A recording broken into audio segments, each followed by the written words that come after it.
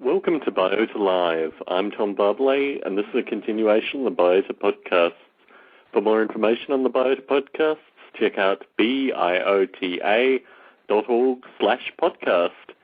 We have our first caller. Hello, first caller. Hey, Tom, it's Bruce. Hey, Bruce, how's it going? I got your message. It's wonderful, actually.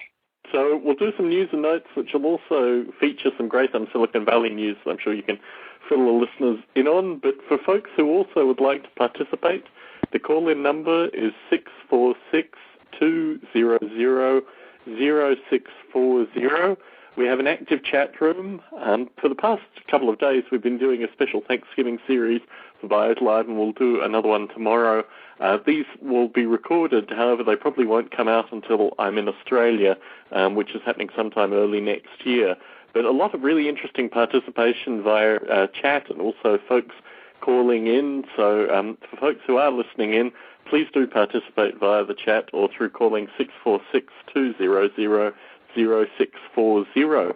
The next episode, Friday, December 12th, 8 p.m. Pacific, Project Integration and Communication. This really is the idea of EvoGrid Shallow, Bruce. Can you talk a little bit about EvoGrid Shallow versus EvoGrid Deep? Yes, in fact, the idea is if you had a lot of different artificial life simulation environments, how to get them talking and exchanging objects. So virtual ants simulations are, the ant objects are featured in virtual forests, and everybody gets the richer because there's objects going back and forth in a kind of a grid. Yes, I thought it was an important topic to discuss, particularly as you're currently moving more towards EvoGrid Deep, but certainly talking with Gerald de Jong yesterday, and the feedback from the rest of the community is that there's still a need for an EvoGrid Shallow-like idea, even if it just means project collaboration. Certainly I'm talking to Larry Yeager with regards to the potential of polyworlds and Novel Ape collaboration in the near future. In fact, as I sit here, I have my Nature-Inspired Informatics chapter in front of me that instigates that very development. And I think certainly looking at the stuff Gerald is doing with Darwin at Home, and also the potential for something like Framsticks or Breve to have some kind of collaboration with that. I was talking to Eric Burton a couple of nights ago on the first recorded Thanksgiving Biota Live, and he was talking about combining, I think, Avida with Framsticks. So there are all these possible combinations that I think will, yield quite exciting artificial life-related hybridized projects. And certainly the stuff that I've been communicating with Larry about gives the potential for competitive parameters between artificial life simulations. I mean, for example, the sea monkeys in Polyworld and the Novel Apes in Novel Ape have similar kind of territory in terms of competing for food and developing simple social structures and these kind of things. And through competition between these the sea monkeys and the Novel Apes, it'll be quite interesting to see, what advantages Novel Apes have over sea monkeys and vice versa, to kind of hybridize a super, artificial life-related primate that could come out of that. So a lot of exciting potential in the area of project integration and communication, and that will be the topic Friday, December 12th at 8 p.m. Pacific. So Gratham News, I thought I'd start with Gratham Boston as it's coming up, Bruce. On December 1st, Monday, December 1st, 7 p.m. at the Asgard, 350 Massachusetts Avenue, Cambridge, Massachusetts. The speaker is Dr. John Raffel, who is talking about mechanisms of minds, what camp tents can teach us about caterpillars. And I think this is a fascinating topic. He goes into a wide variety of points associated with morphology as information conduit, but this idea that really just by simulating body movements and things like that, you can get a lot of the properties of the mind out of that kind of simulation. Very exciting topic, and certainly something that's been discussed recently in recent Biota recordings. So it'll be interesting to see the video when that comes out. And similarly, Bruce, you've just had a great Silicon Valley. Can you give a meeting report to the listeners? Yes, it was a small group, I think 6 or so of us, but extremely interesting. The Sean, I think it's O'Phelan, not a very Irish last name that I probably am mispronouncing, was a wonderful guest speaker. He's a brain researcher who's sort of looking at the brain from a whole systems approach, almost like an emergent phenomena approach. And it was an interesting tangent to artificial life thinking, where you're looking for patterns occurring in your A-life simulation. So he's looking for patterns in the brain where the alpha states or gamma states of these different brainwave states seem to synchronize in different parts of the brain. And his claim is that if the alpha states are synchronized, and they're only synchronized every now and then in people, that is when you're fully conscious. And otherwise, you're just going along on some autopilot or internal dialogue, like you're driving a car. You're just sort of on autopilot, and you're not really thinking. You're not really conscious. And consciousness is parsed out during these states of synchrony. It was really is it the idea of a profound revelation, Bruce? Is that what does the synchronization? How would we know if our alpha states were synchronized? Well, it turns out that if you study the brains of cats, they're mostly in sort of this unsynchronized state, and then when something goes across their field of vision, like a mouse, they're very synchronized suddenly. But it only lasts for a brief period of time. And they've done, it's not his work, but a lot of work on Tibetan monks, especially those who work with the Dalai Lama in, I guess, in their base in India. These guys who have trained for decades, they can enter these very synchro states for hours at a time. And here's another thing that came from Sean's talk, which is these monks, when measured, there's a kind of a way to measure the energy output of the brain, and the brain seems to take about 20% of all the energy in the body, which is an enormous amount. But these particular meditators can reach a state where they don't take much energy at all. It's extremely low, the energy requirement of the brain, and suddenly the rest of the organism has the ability to get rejuvenated. So the idea of meditation being a rejuvenatory activity may actually have some legs under it. Yes, it's a fascinating profession, being a monk. I think most listeners to this podcast, probably yourself and myself included, have occasionally had monastic aspirations in terms of the ability to not only spend large periods of time meditating, but actually kind of focused concentration on a wide variety of important questions that we can only graze on occasionally, which is really the topic of this evening's discussion more than anything. But I understand that Al Lundell also recorded a series of I Am Darwin videos. Well, it's interesting. We explained it to people, and I was all keen to do one. I did one. And Alan almost sort of never videotapes himself. He then, the others that were left sort of were uncertain of what to do. I did my piece, and then they started talking. So perhaps they did their I Am Darwin piece by being part of the conversation. So I definitely did mine, and hopefully if you bug Alan, he'll give that to you on a file share. Terrific. I think, what I really liked from the recent meetings was Al's news precisely for this very reason. I have secondary contact only with Al, through you primarily, but also through correspondence, and I had, up until that point, I think I'd never seen him speak more than a couple of words, just acknowledging that the sound was being recorded or things like this.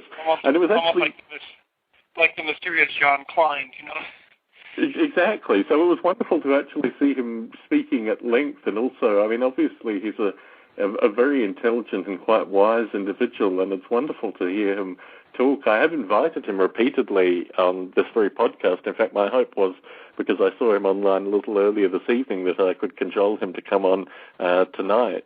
But no, it's wonderful to see him, and certainly I'd encourage folk to check out the Great site with regards to the Great Silicon Valley and also Boston videos that are going up at quite a speedy rate, because certainly the stuff that Al is in... Sorry, continue, Bruce. Alan did his version of News and Notes, by the way, from his readings in Scientific American, and brought up some really good things, so you'll see those in the video as well. Yeah, that's what I liked from the last one. I think it's an interesting take on the structure of Great Silicon Valley, that you have people coming in from so many different areas, and their own particular, insight into news stories is fascinating to watch. A great resource. So, I was thinking Irina, the Russian lady, has produced a site for Great Silicon Valley, which you probably got. Certainly. And she's requesting anybody out there involved in any project, despite they may not be in Silicon Valley, is free to send her links so she can beef up that site. And we're missing one very important thing with regards to the Great Silicon Valley meeting. You launched EvoGrid the movie. Oh, yes. Yeah, thanks for reminding me. Yeah, it literally that morning before I got busy, and Brian finished version 10, draft 10 of the movie, and I tried to put it up on Google Video, and Google Video is now getting such an unreliable service that I said, well, that does it. I'm putting it on YouTube instead. And so it's on YouTube. It's on the evogrid.org site. It's linked in right there.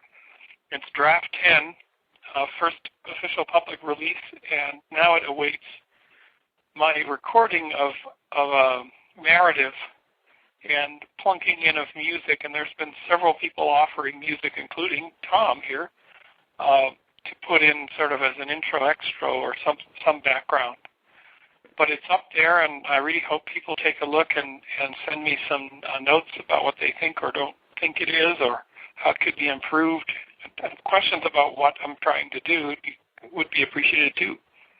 I think, the video is relatively self-explanatory, and certainly, most of the listeners to this podcast have had the benefit of hearing you talk about it at regular intervals and kind of the building momentum towards the release of the movie, but it is deathly silent. Mainly because I've been writing music for it, but watching the video without any kind of audio behind it, I think the audio would really open it up in some direction, even if it is a simple narration from you or some background music or something like that, because it really... the visuals are very stunning, but the addition of just even a little bit of audio, I think, would really move it to another level. Yeah, absolutely agreed. And I'll have to pull out my rusty copy of Premiere and try to overlay some tracks. But I'm a total amateur when it comes to all this. Yes, I think a lot of the Apple software, I use GarageBand pretty extensively, and I know you have a Mac or two lying around, and that kind of stuff. You don't always need the top-of-the-line stuff just to record simple audio. But anyway, speaking of recording video, I should probably do a plug here for I Am Darwin. It's growing. I'm receiving videos on a weekly basis, and if you look at the site, i-am-darwin.org, you will see the videos that are amassing, including our own Scott Schaefer, Gerald de Jong, myself, potentially a Bruce Damer in the near future, thanks to Al Lundell, and a wide variety of other folk that have no connection with the immediate community at all. I think the ability for this idea to go viral is pretty stunning. I was watching Expelled today, actually, and I saw P.Z. Meyer and Richard Dawkins, and both of these people have actually promoted the I Am Darwin project, which is quite overwhelming. It gives me a sense that certainly we will have inroads to these people in the future, because they seem to be very receptive to some of the things that we're doing currently. But there is a lot of time to record it. Darwin's birthday is February next year, February 2009. So you have plenty of time to record an I Am Darwin video if you're interested. And it's an amazing way of seeing the diversity of folk that are not only part of this community, but also part of the broader biological community. I'm interested in seeing folks outside of biology and artificial life as well record videos. We do have an MD on there currently, and it's going to be exciting to see the kinds of videos that are submitted in the future. So, feedback from the last shows. I have been somewhat crazily recording Biota Lives over the past 2 days, and also the previous show got a lot of positive feedback as well. But the interesting thing from the past 2 days has been Eric Burton calling in. He called in for both shows. He's given a relatively unique insight in artificial life, and he is really a prodigy of this very podcast, the Gratham blog, the Biota Conversations mailing list. He had a slight background interest in artificial life, but he has studied all the podcasts in the series just to a phenomenal level. In fact, we were jamming on the first recording with regards to some of the simulations, the interconnections, and he was talking about Ken Stauffer's work. He was talking about the distinctions between EvoGrid Deep and EvoGrid Shallow. I mean, it's amazing to have a listener call in who is obviously so receptive to the Biota message. But I will be recording another one at 7 a.m. tomorrow. Unfortunately, you won't have a chance to hear this and then call in, because I'll probably do the post-production on this after 7 a.m. tomorrow morning.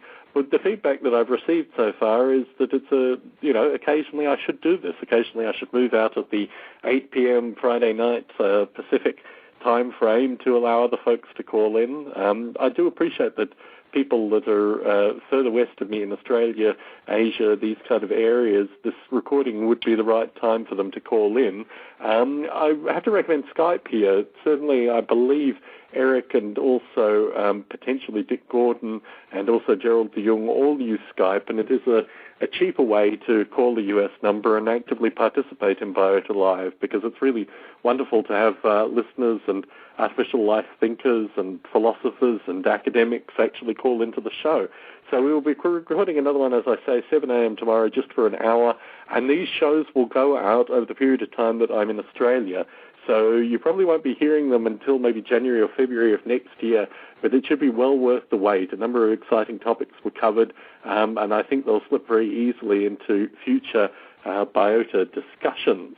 So for folks who want to participate this evening, the call-in number is 646-200-0640.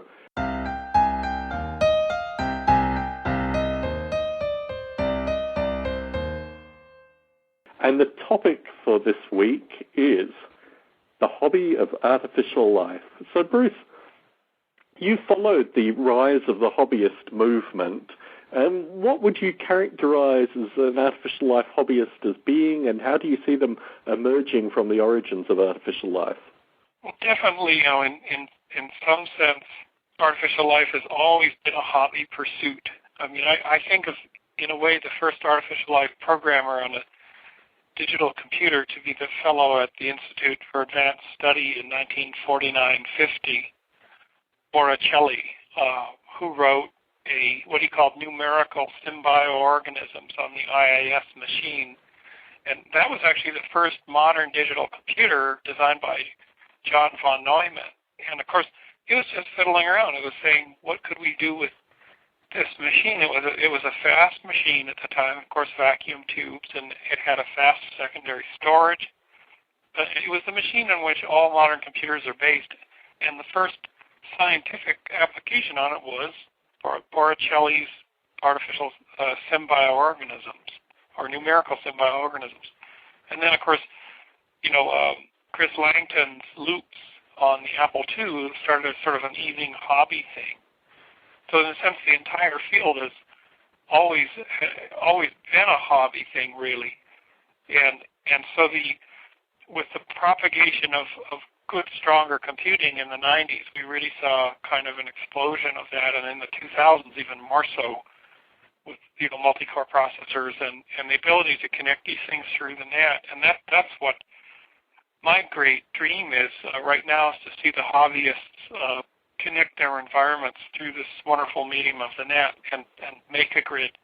Just go beyond the alone Garrett inventor hobbyist and start building a network.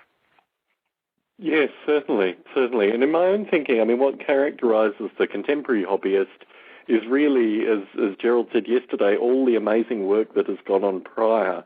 And here I'm not just talking about traditional artificial life or Dawkins biology or this kind of stuff, but a wide variety of computer theory, philosophy, even elements of psychology. I mean, we saw a post with regards to Hobbes being the origin of the term artificial life in, I guess, the 16th century. So you do get the sense that there has been a lot going on prior to the artificial life hobbyist. But really, as Bruce says, the advent of contemporary computing, the accessibility of home computing, but also, to a certain extent, the graphical interfaces and a lot of the subtlety. I mean, we've talked up until now about the idea of the human selection pressure on artificial life, the idea that it's one thing writing something like Tierra in some regard, but if you have some kind of embodied agent or a creature or a walker or something that you can see and interact with, these kind of artificial life simulations tend to, propagate very well, particularly over the internet. And so from this comes the contemporary artificial life hobbyist. Now, up until about 10 years ago, these individuals worked pretty remotely.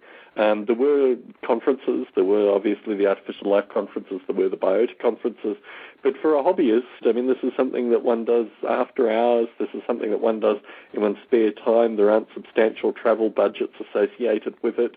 So really it is through the rise of, I guess, initially, and Eric Burton raised this point, initially simple bulletin boards, but then what moved into, news, user groups, these kind of things, into mailing lists. But I think recently it has been through ideas like open source, things like SourceForge certainly brought me together with most of the artificial life contemporaries that I started communicating with, and they found me through things like SourceForge. So I think these kind of mechanisms made the contemporary artificial life hobbyist actually want to actively communicate. I mean, I think we've always wanted to have interested users on board, but certainly when we found like-minded folk, this has generated quite a lazing, which I think probably ends up with this very podcast in some regard. But I mean, really, to me, what characterizes the artificial life hobbyist is a central project that they develop in some regard, but also potentially you now have kind of advanced users, which are effectively just as much hobbyists as those actively writing the code. I mean, certainly talking to Eric a couple of days ago, I mean, he is an active advanced user of certainly Tierra and Framsticks and potentially Darwin at Home, and his knowledge of Noble Ape was phenomenal. I mean, you get the sense that these advanced users are effectively just as much hobbyists as the contemporary developers. And I think from this, a number of things, are built up. Now, Bruce has talked about computing power, but certainly when I think of the contemporary hobbyist, and this is part of an open source narrative as well, the real luxury is time. I mean, when you look at contemporary hobbyists, particularly mature projects, they are projects that are, getting up to a decade or more old. And through this luxury of time, they've developed what I'd characterize as medium-sized engineering projects, which would probably take a team of engineers maybe a year to create in dedicated time, but they've had the luxury of a decade or more to work on their projects. And this creates a kind of maturity, which is very interesting. I know, Bruce, we've wrapped on this in the past, but is there anything more you want to talk about in terms of the luxury of time and the connection with the hobbyist? Oh, yeah, and in a sense, what I'm trying to do with my own life, I'm actually sitting in a small building that we built here earlier this year on the farm called the Vision Hut. And it is where I made a tiny office in here, and it's where I'm trying to carve out the time separate from my chaotic multi-project life so that I can create the mental space to do an artificial life hobbyist project for my PhD work. And it is a challenge, I'll tell you. I mean, I'm having built a building to get away from, it's still trudging up the hill of this tiny little building and saying this is where I do my A-Life project, and still having the time to do it. I mean, in the face of many, many, many interruptions in an adult life, which is what we have. Yes, I think we can probably learn from other engineering hobbies, and this is certainly something I wanted to talk about a bit later in this discussion, but I think the nature of having an artificial life hobby is what I've characterized in the past as the mental screensaver. There are a lot of problems that you encounter developing an artificial life project which you can carry around with you. You don't need your fingers on a keyboard. You don't need to be coding. The examples I've used in the past relate to points of transit, or, maybe you're waiting for a meal, or something that you can actively discuss with people. I mean, there are a number of places and locations where you could do things associated with your artificial life project which aren't immediately, relating to hands on a keyboard thought. And my general sense with regards to this is that's actually very beneficial, because it means that when you do have the luxury of sitting in front of a keyboard in terms of dedicated time, you've already worked out the kind of problems that you may be encountering and worked out potential solutions for that. And certainly if I could give any feedback to you, Bruce, I would think of the Vision Hut as being the point of luxury where you put your fingers on the keyboard, but you carry around the project with you completely independent of any specific location. I mean, does that make sense? It does. It actually does. And when I've been in London for the PhD workshops, I find myself scribbling on paper designing the architecture. And it it seems to have grabbed my imagination, so I'm probably in good stead that the thing's going to get built. Peter Newman in Australia is my key architectural partner in this. He's read my original NERVS code, which I'm basing this on, and he's now making all these great suggestions how to change it and tie it into our open source 3D visualizer. So that at least I have somebody bugging me about, okay, what are we doing now? And I remember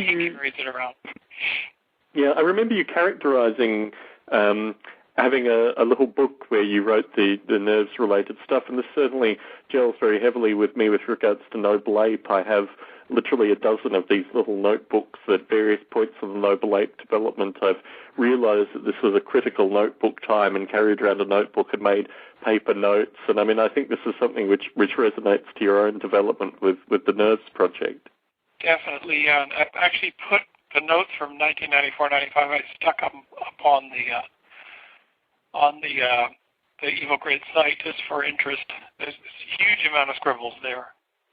Yes, I tried to scan and start to put together the Noble Ape-related notes, particularly as I have the original manuals, which are available on Cafe Press. I was thinking of doing a second release with regards to additions of the pages of notes, actually, in between some of the pages to show the scribbles versus the written-out version. And I started putting them online progressively, and I think Gerald de Jong in particular was really heavily captivated by the notebook pages, because it shows in a very intimate sense the level of detail and my own thoughts associated with the Noble Ape development. And I think it's something which artificial life developers are probably particularly receptive to, the level of detail. It's one of my frustrations with regards to Darwin at Home, actually, is that a lot of the old Fluidium stuff, and I've gone back through archive.org to try and reconstruct some of the texts that Gerald had written through the project. We were talking only yesterday about this in terms of the ebbs and flows of his own development and how one maintains source code privately. But I've been a strong advocate, and I think the Noble Ape site shows this, both in text form and through podcasts and various videos and things like that, that you need to keep a historical archive of the ebbs and the flows in an artificial life project development, because that oftentimes shows people who are starting out what mistakes have already been made and what mistakes perhaps not to make in the future. Certainly the feedback I get on a lot of that comes from people who aren't even developing artificial life projects. They have other either professional or hobby-related software projects, and they utilize the Novel 8 development logs online for their own specific projects. So I think this probably gels with exactly what you're saying about the EvoGrid, Bruce. Yeah, definitely. And I've just actually established a wiki just for the EvoGrid project, and hopefully that'll be able to capture things at the evogrid.org/wiki, but I'm hoping to reformat the whole site into the wiki. And finally, Tom, learn how to do wikis. And then that will allow anybody to contribute. Wikis are extraordinarily useful for these kind of things. I mean, certainly I do all the Biota Lives through wiki form, and I find wikis very useful for periodic documentation, also collaborative documentation, which I think will be critical for the EvoGrid-related development. But I think the other aspect of wikis is just keeping people actively involved. I know my show notes are actively tracked by half a dozen people in the community because I certainly get feedback from the show notes that I put up as I'm planning out the various Biota Lives. But I think the critical part of wikis that some people forget is the RSS feed nature of them. You can actually actively track updates. I remember when the Artificial Life in Second Life group got started, they had a wiki which I actively tracked for updates. In fact, I see it in front of me still to this day, begging for more updates to be taken. So the RSS aspect of wikis is phenomenal in terms of actively tracking when people are making updates, what they're updating, and whether one can add one's own insight into those updates. So certainly something to publicize as actively as the wiki itself, Bruce. Yeah, I need to sit at your feet and learn about the RSS part of it and publicizing it. Well, now we have the space. You're a welcome visitor, as is anyone else in the Biota community. So the move went successfully, folks, for people listening in. I now have the luxury of a library where I can actually stack my little Novel 8-related handbooks and things like that as I've written them, and potentially in the very near future, Dick Gordon's book, which I'm looking forward to actually holding in my hands in the near future. But another point that we mentioned is the idea of computing power, and I think this is something that certainly merited a lot of discussion yesterday.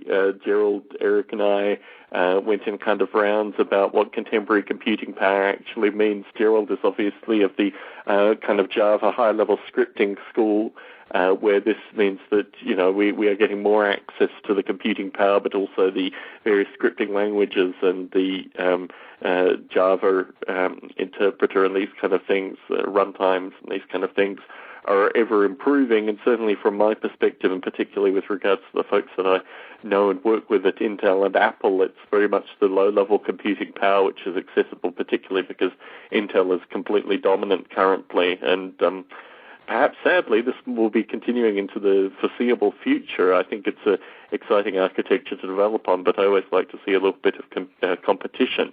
So in terms of computing power, Bruce, are you taking a high-level view or a low-level view with regards to developing the EvoGrid? I'm taking really as low a level view as I can, because the goal of the EvoGrid Deep is to simulate a huge number of particles that interact, and the goal of the Deep project is to see whether an artificial origin of life can occur in a large grid-based simulation. So you need every last optimization and compute power that you can get. And so the entire architecture is designed as a very, very low level, almost jump table-like, as efficient as possible. Could even be implemented in silicon, or could be run inside GPU, game processing unit type 3D cards, for just to throw as much computing power as possible. And in fact, Osher Yagdar, who is our host at SRI International, he pointed out at the meeting in one of the discussions about the EvoGrid movie, he was saying, your number one problem is going to be synchronization. And it's going to determine whether you can run this in a cabinet of high-performance computing cards that is tightly bound hardware-wise, or whether you can do it as a SETI-at-home type thing with people contributing computing power. The synchronization problem is the hardest problem. So that means that one part of the EvoGrid where something interesting has happened suddenly is split across two computers, and one's running at one rate or another, and you lose all important properties because of synchronization challenges. But I mean, the interesting thing from the movie is it really depends on how you model the agar or fluid environment that the various components are floating in. I mean, I can see each of those floating components being simulated on a single computer, but yet in them independently being simulated on multiple computers. I don't see that as being mutually exclusive. I think the interactions in that kind of floating environment, particularly with regards to the time cycles, actually allows for a lot more interesting behavior. I mean, the problem currently is that sadly Jeffrey Van Trella hasn't yet released Dawkins' puzzle open source yet, because I mean, I think ultimately that kind of technology you could utilize very well with regards to distributing, I don't know what you'd call them, maybe organism spheres or something, some method of actually assembling artificial life from artificial non-life in orbs that could be simulated on individual computers, but their interaction would be over a broader network. I mean, certainly looking at the video for extended periods of time led me to that thinking, particularly in terms of the ethereal nature of the matter that they're floating in. I mean, the critical part with regards to these kind of simulations is always where you make the approximations, and I think that was certainly something that gelled with me when I watched the video, was the idea that the kind of nucleotoids as they were forming would be individual computers or perhaps processors, and as the grid got bigger, or as the grid got finer or smaller in terms of the number of processes being added underneath, this could add to the complexity, obviously, of the things that were being generated. But I mean, these kind of fundamental simulation problems are really the kind of thing that the contemporary hobbyist is faced with when they start to frame their project. I think we'll see a lot more interesting three-dimensional sea or fluid related simulations or pond related simulations, because we now have both the visualization and also the processing power to actually, simulate individual organisms floating in fluids with quite complicated, light models and energy models and things like that. This moves into the idea of the kind of explorations that the contemporary artificial life hobbyist can do, and really they are only limited in some regard by what their dreams and aspirations are, and also to a lesser extent what they're reading. I mean, do you get a sense of the potential of contemporary artificial life for the hobbyist, Bruce? Can you talk a little bit on that? Well, I think a lot of what's being done is sort of repeating relatively simple simulations from the past, but giving them more parameters. And where I see the hobbyists having kind of, in a sense, they're still kind of in an arid desert when it comes to the physics of the environment. So all the focus may be on the entities and their interactions. But I have a sense that the origin of life on Earth, if it occurred on Earth, was hugely impacted by the physics, by a massive amount of physics in the environment that pushed things around, jostled things, waves, heat, dissipation, energy going from one place to another. You needed incredibly rich physics for life to occur, and certainly to evolve. And so I'm focusing everything in the EvoGrid on doing what I call cheap and dirty reality, trying to create a fluid physics that has heat, it has dissipation, it has waves, it has solid, liquid, and gas elements. Really good, really super cheap in terms of computing power, analogs, low-level analogs to all these physics environments. And that is maybe as far as I'm going to get in 3 years, is to make analogs to physical environments that you might find in an ocean, and have the particles within there, because I think you're not going to see much until you have a real run at physics. Yes, I remember a Biota Live, perhaps with you and Dick Gordon both on, but I remember Dick's criticism associated with the obsession with physics, and this, in fact, contrasts with regards to Roy Plotnick's discussion of the Precambrian period and the need to simulate grit and these kind of things in order to get an accurate kind of Precambrian simulation. So I think there are a number of competing ideas within the community about the level of detail of physics that actively needs to be simulated. I think certainly one could create quite an abstract physics that was relatively simple but would certainly be sufficient for all that you're describing, and I think this is probably what you're looking towards. Yeah, and just today in the Post came the Protocells book by Steen Rasmussen and Biota and all that group from who are now all at Flint, and I think many of them are at Flint in Denmark. And I'm going to crack that open, and that's really about synthetic biology and really building up, doing the chemistry, the bench chemistry. And I see that as an analog to trying to understand the physics of a chemical beaker environment for something like the EvoGrid, and I'm getting my brain ready for this book. It's a very massive book. It was $70, but it's just out, and it's called sort of Analogs to Life, virtual. I can't remember the subtitle. Protocells being the title. Have you met Mark Biota at all? I have never met Mark Biota. Maybe perhaps at A-Live 6, but wouldn't remember it. Right. Because, I mean, he's a fascinating character in contemporary artificial life, particularly in the academic circles, primarily because he's a philosopher. He's not the standard kind of practitioner at all. And he's very interesting. Obviously, we've interviewed him once, and I've encouraged him to come on future Biota, either chats or even a Biota Live. He travels for a large portion of his time. But no, he's a fascinating fellow, and he's someone who has impacted artificial life very strongly in terms of the fact that he's an acolyte of Langton very strongly, but he's also has a good philosophy background as well. In fact, primarily his background is philosophy, even though he's working with wet artificial life companies currently.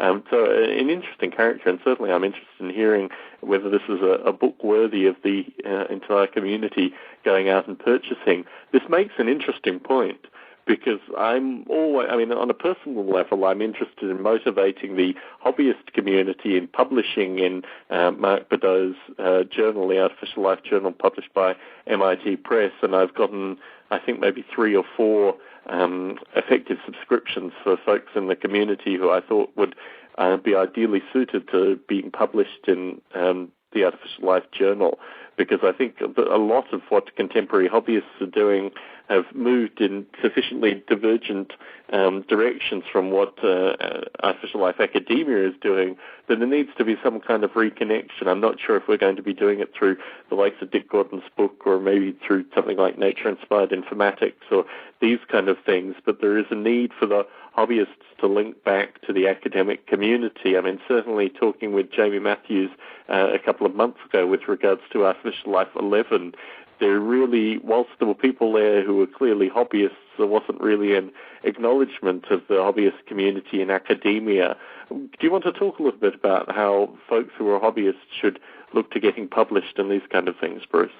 Yeah, in fact, I think it is possible for them to, I think it's the hobbyist community versus the professional community. There's always, I think, an enormous divide in a lot of fields. And for example, in the computer history field, I'm kind of in this, with the DigiBarn Museum here, I'm in the hobbyist side.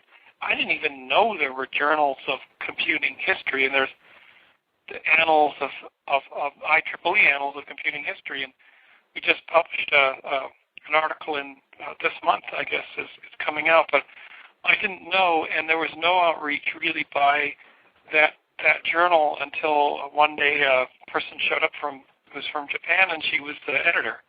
And this is after years and years and years of doing projects. And it's like, there's, oh, you mean you actually have an academic pursuit? And I think that perhaps a lot of hobbyists out there don't realize there is an academic side, and they do have publications, and they just don't even know it exists. Do you know of any hobbyists that have submitted papers been published in that journal?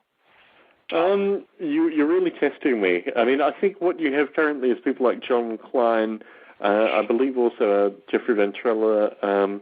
There have been people that have been published in the Artificial Life Journal who are now hobbyists. I'm not sure if there is any good overlap with regards to hobbyists that have been published in the journal actually as hobbyists, although I suspect maybe one of John Klein's later papers was a period of time where he was no longer employed by an academic institution. But no, my interest has always been seeing just the diversity of papers increase in the Artificial Life Journal. I've been a subscriber, I think, for the past 3 or 4 years now. And they do tend to go in very kind of tightly knotted circles. They do, however, occasionally have critical review of contemporary philosophy. I mean, singularity folk and things like that. And I find that interesting. But I really would like to see hobbyists in the community actively start submitting papers just to get a sense, and this is something Larry Yeager said as well, just to get a sense of the standards and the methods of writing and just how to actually introduce yourself to the academic community. It's an interesting point because I think within artificial life circles, I mean, maybe I've done some PR to this extent, and certainly people like Jay Lemon and people who do things with Wikipedia and these kind of outreach methods are very familiar with the journal. Certainly alife.org is the site that the journal comes through in some regard. It's the International Society for Artificial Life, and you get the journal subscription when you join the International Society. So, I mean, I think the contemporary artificial life hobbyist community should be relatively receptive to the fact that there is academia associated with artificial life. I think the real question is how to reconnect, basically, these two areas. Certainly, I get probably in the order of 1 or 2 emails per month from either hobbyists who are looking to move into academia or less frequently academics that are looking for hobbyist projects. I know Larry Yeager in particular is doing quite a bit of evangelism now with regards to, the community that he's had contact with, the Biota community, for a number of years in terms of his own spheres of influence. But I think there is still a disconnect which can only be bridged by hobbyists actively seeking publication. And I think the greatest fear, and certainly this is what motivated my silence for a number of years, was just a sense that the academic community was doing its own thing, and it was quite separate and almost alien from what the hobbyist community was doing. But increasingly I've found, and this really came over the last part of my time in the UK, that a number of the artificial life academics are actually really excited by the kind of stuff, particularly with regards to visual interface and long-term maintenance of code and the kind of things that hobbyists just take for granted. These aren't necessarily the case in academia, and certainly if you look at Breve, for example, as a piece of code that has persisted and developed and moved into academic coursework, its ability to persist and be used by a number of different teams and a number of different, educators in academia. I mean, this is a very strong suit, and I think contemporary hobbyists have that with a number of their projects. It's just a matter of actually introducing yourself in some regard to the contemporary academic community. I mean, does that resonate with your understanding, Bruce? Yeah, and I've, in a sense, by organizing artificial life-oriented conference, the Biota conference series, I've tried to straddle the both communities. And when I crafted this PhD research, I based it in this university in London at the Smart Lab because they would actually have a minimum of I would call it, in a sense, academic or bureaucratic interference, in that if I tried to do the EvoGrid project out of a university here in North America, it would have to fit within the grant programs that they have. This has to advance our research on blah. The EvoGrid is way too large and visionary, and it's too broad. It's too broad of a concept to probably fit that mold altogether. So I realized it's kind of a hobbyist project hybridized with an academic goal, which is publication. which is a PhD dissertation, which is as big a publication as you can do personally. So what I'm doing actually is I've hybridized this hobby project, crossed over into industry in that Peter Newman and Ryan Norkus are working on our NASA projects, and we are doing industrial simulation for NASA and others. Brought that tool in, brought them in, and then now I'm going to go on a tour of academic institutions seeking advisors. Dick Gordon is my first advisor. Nick Herbert, a physicist here, is another advisor on the project.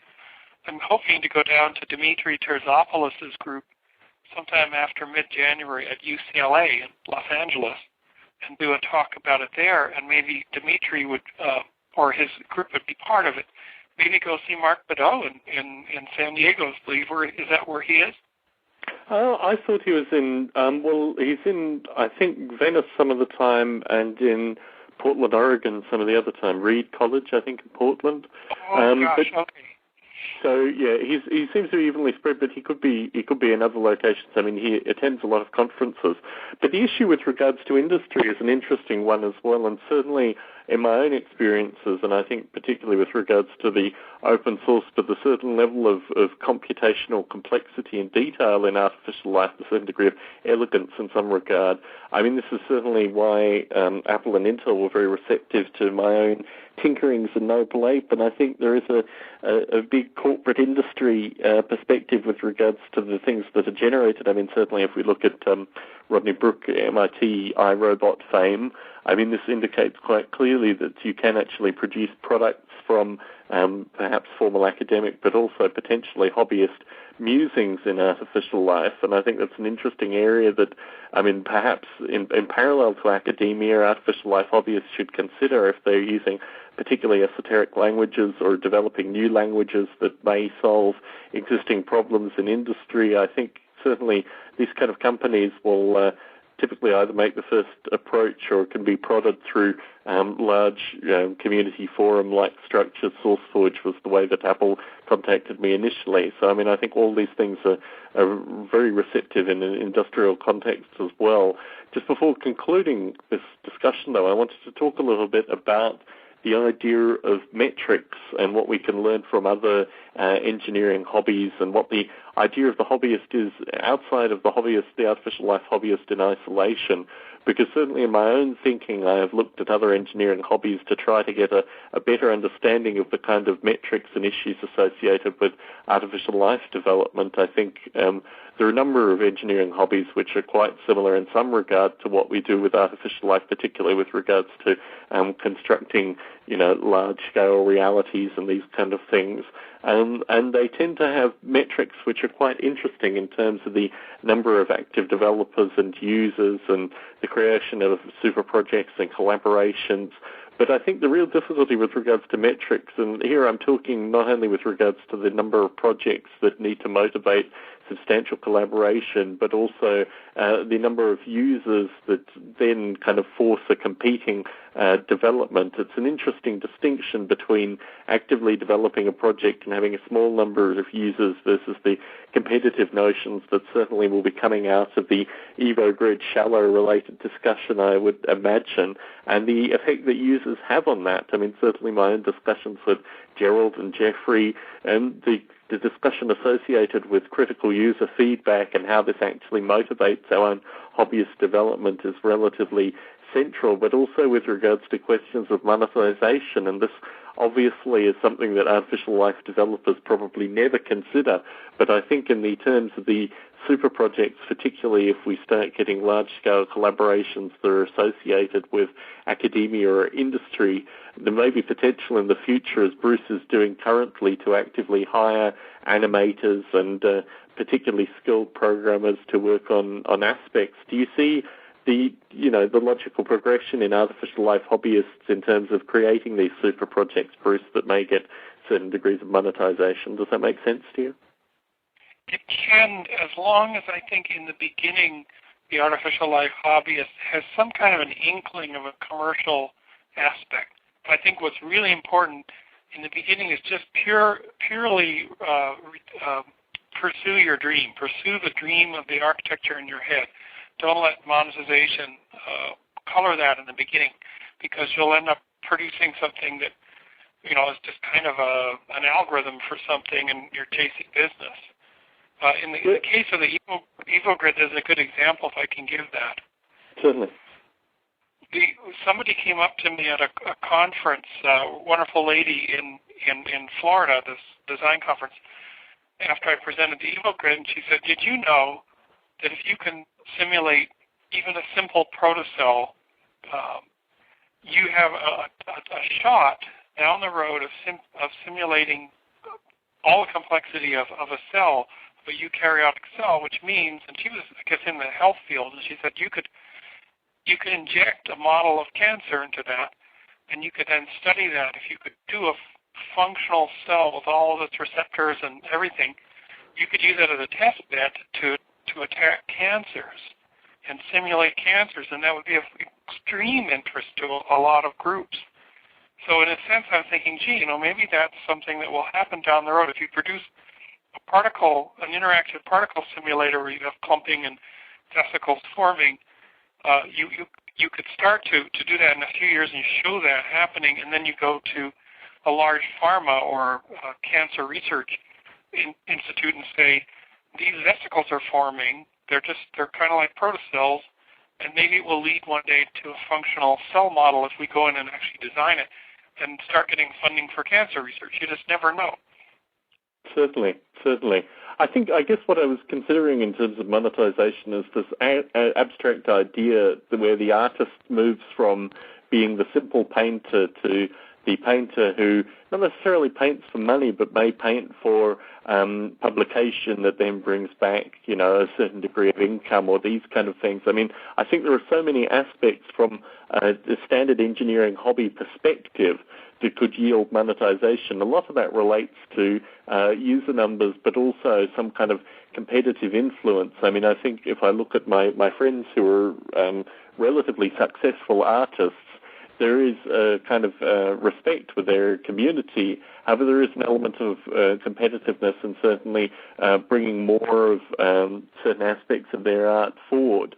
So I think there are a number of, as you've outlined within industry, but also with academia, but also this idea that there is intrinsic, potentially artistic value here. Joseph Nekhvatel obviously springs to mind from his recent correspondence.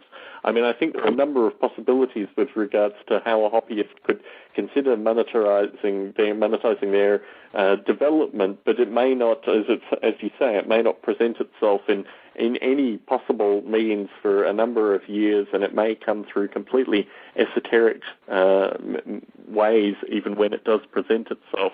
But with 2 minutes remaining, Bruce, I'd like to thank you very much for the opportunity once again to jam with you this evening. The topic in 2 Fridays' time, 8 p.m. Pacific, Project Integration and Communication. Do you know where you'll be placed on December 12th? I should be here on the farm in California. Terrific. So I look forward to talking to you in greater detail with regards to the lesser EvoGrid, the EvoGrid Shallow, and the potential for artificial life developers to collaborate and communicate in the future. Thanks very much for chatting this evening, Bruce. My pleasure, Tom.